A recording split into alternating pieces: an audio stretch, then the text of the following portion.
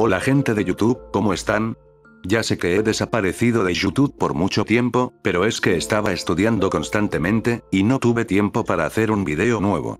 Pero tranquilos, que ya estoy casi en vacaciones, entonces tengo mucho más tiempo para dedicarle a YouTube. Lo segundo es que el video anterior fue un poco fuerte, lo sé, pero YouTube se lo merece, aunque no lo vea, creo que más de uno está de acuerdo con mi opinión. Hoy les traigo una creepypasta de las que me gustan, disfrútenla.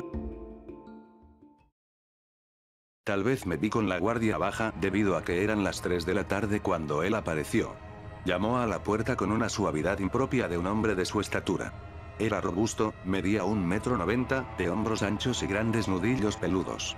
Cuando le pregunté en qué le podía ayudar, él sacó del bolsillo interno de su abrigo un sobre que después me tendió. ¿Quién se pone abrigo en pleno agosto? Tomé el sobre y lo miré. Estampados sobre él había varios sellos con información del centro correccional de Street Louis. Una carta de la prisión. Fantástico. Yo no conocía a nadie que estuviera en prisión. Entonces me percaté de un post-it sujeto con un clip en la cara trasera del sobre. Leía: por favor, permita al mensajero estar presente durante la lectura de esta carta. Miré al talludo hombre que tenía sobre mi porche. Aunque era grande, no tenía una pinta amenazante. De hecho, su sonrisa sosegada me hizo pensar que era un tipo amigable. Le pregunté si tenía alguna idea del contenido de la carta, o si su presencia era realmente necesaria durante la lectura de la misma, pero él se limitó a encogerse de hombros y gesticular en dirección al vestíbulo. Asentí y le invité a pasar. Nos sentamos el uno frente al otro en la mesa de la cocina. Le ofrecí un café, pero él sacudió la cabeza en silencio. Tras echarle una última mirada, pelé el precinto del sobre y saqué de él una carta de 10 páginas escritas con una letra apresurada sobre papel amarillo a rayas. La carta comenzó así: usted no me conoce. Muy probablemente jamás lo hará. Estoy en el pasillo de la muerte del centro correccional de Street Louis. Me encerraron aquí por asesinar a mi mujer y a mis 2 hijos. Lionel tenía 3 años. Matthew solo tenía 6 meses. Yo los quería con todo mi corazón. Pero los maté. Primero y ante todo, lo admito. Me odio a mí mismo y por ello me pudriré en mi celda, torturado por las imágenes de mis puños goteando su sangre.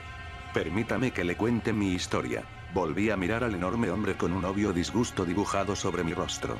Su sonrisa serena no vaciló. Me levanté a echarme un vaso de agua y luego reanudé la lectura. El autor de la carta, cuyo nombre resultó ser Fitzwillard, llevaba 2 semanas encarcelado y había comenzado a trabajar en la carta tan pronto como tuvo acceso a los materiales de papelería necesarios. En ningún momento explicó cómo había conseguido mi dirección o por qué me escogió a mí para compartir su historia. Pero su historia era brutal. Fitzwillard juraba estar maldito. Mi primer instinto fue asumir que sufría de esquizofrenia, pero este mismo aclaró que le habían hecho pruebas y que estas habían resultado ser negativas. Insistía en que había un espíritu demoníaco ligado a él. El espíritu lo hostigaba, torturándolo constantemente. Le susurraba cosas obscenas al oído cada noche cuando se iba a dormir. Aparecía en su reflejo cada vez que pasaba por delante de un espejo. Este demonio le sugería crueldades incesantes, llenando la mente de Fitz con inseguridades, fobias e ideas siniestras. El día a día de Fitz se vio plagado de continuos comentarios sobre las debilidades del ser humano, la fragilidad de la carne y la libertad de la sangre. Las reuniones de trabajo se vieron ensordecidas por chillidos demoníacos.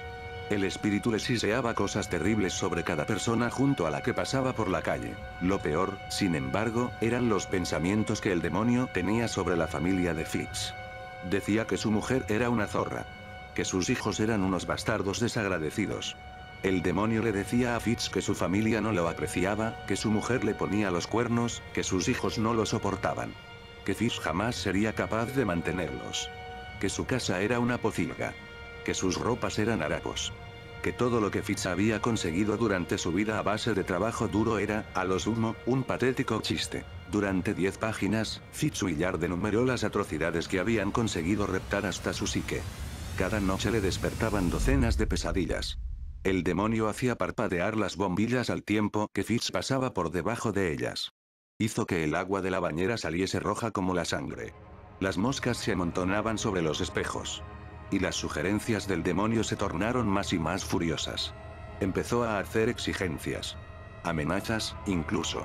Hasta que un día Fish se rindió.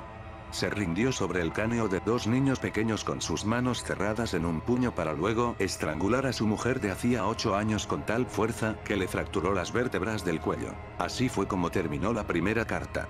El talludo hombre se incorporó y asintió con la cabeza en silencio. Yo le acompañé hasta la puerta. No hace falta que os cuente lo agitado que yo estaba.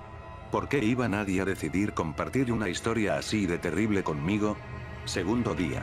El hombre alto apareció en mi puerta otra vez a las 3 del mediodía, y cuando le abrí me entregó la segunda carta. Por muy tocado que me hubiese dejado la primera, aquella noche mientras veía la televisión había sido incapaz de quitármelo de la cabeza. Tomé la segunda carta y volví a acompañar al mensajero hasta la cocina. Necesitaba saber más. ¿Qué palabras usaría para describir la naturaleza de la segunda carta? Oscura. Retorcida. Desesperada. El papel de rayas amarillo estaba plagado de dibujos desamparados de figuras acurrucadas contra una esquina y de diminutos cuerpos que descansaban sobre piscinas de grafito gris. Unas manchas emborronadas de grafito daban la impresión de que los garabatos estaban sumidos en las sombras. La segunda página era tan solo un enorme dibujo, el rostro de una mujer contraído por el sufrimiento. Su mandíbula yacía descolgada y de la garganta le salían gusanos. En su pelo había arañas y de sus ojos corrían lágrimas. Se agarraba el rostro con las manos, tenía las uñas profundamente clavadas en sus mejillas. En la segunda carta pude conocer el nombre del demonio, Grimdeed. Grimdeed el atormentador. A menudo alzaba la vista para echarle un vistazo al hombre que tenía sentado frente a mí. ¿Era el conocedor de la terrible historia que yo estaba leyendo? ¿Y por qué era tan importante que él estuviese presente al momento de yo leerla? Su amable sonrisa nunca flaquecía ni se desvanecía, y sus ojos escaneaban la cocina ociosos. Fish me describió su descenso a la locura. La lacrimógena llamada que hizo al 911 al tiempo que se encontraba de pie junto a los cuerpos sin vida de su familia. Me habló del juicio y de cómo, incluso en el juzgado, Grimdeed se sentó detrás de él en la mesa de la defensa, soltando barbaridades sobre todos los presentes. Al final del juicio Grimdeed exigió a Fitz que cogiera la pistola del alguacil, y Fitz lo hizo. Esto le logró una paliza. Grimdeed le dijo a Fitz que debía quedarse de pie en la puerta de la celda, gritando obscenidades y amenazas hacia los guardias. Esto le ganó otra paliza aún más larga. Grimdeed le dijo a Fitz que escupiera al juez al día siguiente durante el juicio y, puesto que la pobre conciencia de Fitz estaba ya más que oprimida por la influencia constante del demonio, así lo hizo. La carta finalizaba con otro dibujo. Esta vez era la sala de un juzgado. Los abogados yacían descuartizados y el juez ahorcado sobre su atril. Todo ello se había emborronado entre marcas de huellas sudorosas sobre el papel amarillo. Al tercer día yo estaba sentado al final de las escaleras junto a la puerta, esperando a que dieran las 3 en punto. El mensajero llegó justo a tiempo y, sin mediar palabra, nos dirigimos a la cocina. Él me pasó el sobre a través de la mesa y se sentó. Su sonrisa era más brillante de lo habitual aquel día. Por su comportamiento asumí que se trataba de la última. Pelé el sobre y me senté a la mesa con un café humeante. En la tercera carta, Fish me habló de sus días en prisión. Y cómo, incluso después de haber sido encarcelado, Grimdeed el atormentador continuaba atormentándolo. Describió lo lento que era el proceso de la pena de muerte, y que asumía que acabaría muriendo de viejo antes de que le fijaran una fecha para su ejecución. Llegados a este punto su letra se había convertido en un garabato casi ininteligible. Sus palabras eran frenéticas. Él era una rata atrapada en una jaula y pinchada constantemente por y para la cruel diversión de Grimdeed el atormentador. Hacía ya mucho que la salud mental de Fish se había desvanecido por completo. Se dibujó a sí mismo esparciendo algo con sus manos sobre las paredes de su celda. Asumí que se trataban de heces. Fitz dijo que estaba pensando en mutilarse los oídos para así quedarse sordo y no tener que volver a escuchar los susurros de Grimdeed. Las páginas amarillas estaban empapadas de lágrimas. Fish se disculpó por ello. Entonces, en la última página, apareció un destello de esperanza. Parecía como si hubiera pausado un momento para recomponerse y volver a escribir con más claridad. Las últimas líneas leían: Grimdeed ya se ha aburrido de mí. Ahora que estoy encerrado aquí no hay mucha maldad que él pueda hacerme. Me ha contado cómo puedo ponerle fin a la maldición. Bueno, no exactamente, la maldición nunca acaba. Se la tienes que pasar a otra víctima. Por eso te escribo. Para poder pasártela a ti. Pero, puesto que todavía me queda un hilo de humanidad, tendré el decoro de explicarte cómo se hace. Para que alguien sufra la maldición de Grindelwald, has de hacer lo mismo que yo hice. Invitarlo a tu casa 3 veces.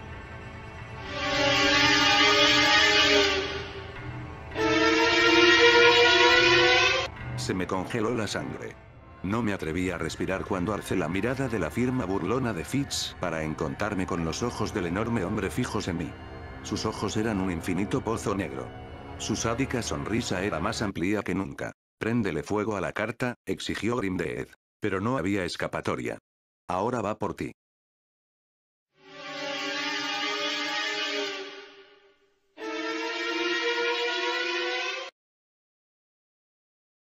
Y bueno gente, le mando un saludo a Fabricio Valverde, Mónica Gómez, Yo te conozco.